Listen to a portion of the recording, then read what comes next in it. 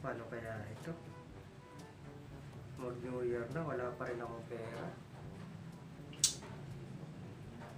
Hindi na kasi binibigyan ng mga ninong ko dahil matanda na raw ako. Ang 5 years old lang daw ang mga regalo. Yung mga ninang ko naman, lumipat na ng tirahan nung malapit na magpasko. Nandun na sa bukid, wala pang signal, hindi ko tuloy makontak.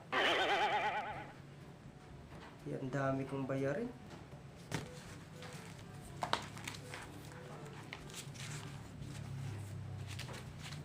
Tubig, kuryente, internet, even loan. Ha? Yung loan ko? Bukas na to December 28. Patay tayo dyan, 10,000. Oo nga pala, may loan pa pala ako. 10K pa naman ito.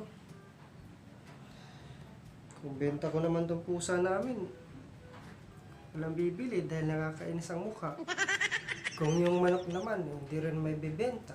Walang bibili dahil mukhang chismoso. Kupo, paano kaya ito? Paano na naman kaya palusot ko nito bukas?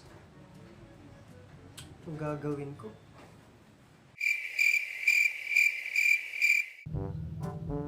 Tao po!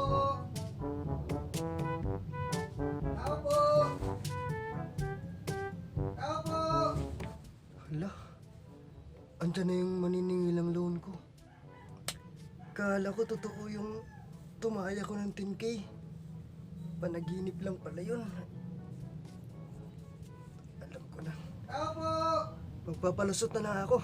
Tao po! Oh, andyan na!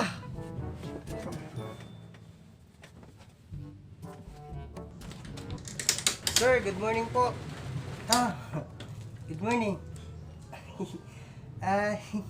Pasok ka muna. Hindi na po sir, nagmamadali kasi ako eh. Hindi, saglit lang. May tatawagan lang ako. Upo ka muna dito saglit. Sir kasi... May tatawagan lang ako. Upo ka muna dito saglit. Pasok ka muna.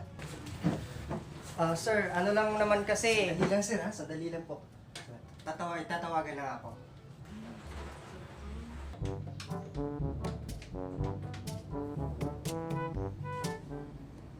Hello? Bangko ba to? Kamusta na pala yung loan na 1 million? Yung akin. Oo. Kailan ba yun marirelease? Next week pa? Sige. Paki na lang ako Kasi yung taga-lending nandito na eh. Naniningil na eh. Oo. Next week 1 million Next week? Okay, sige. Sige. Salamat po. Sige, bye-bye. Sir. Narinig mo naman siguro yung usapan namin sa taga-bangko. Next week pa raw kasi yung release ng 1 million ko na loan eh. Pwede bang bumalik ka na lang muna next week? Hindi naman ako maniningil ang utang nyo, sir eh. Bakit ka nandito? Gusto lang namin ipaalam sa inyo na pinutulan na namin kayo ng telepono kahapon dahil hindi pa kayo nakakapagbayad.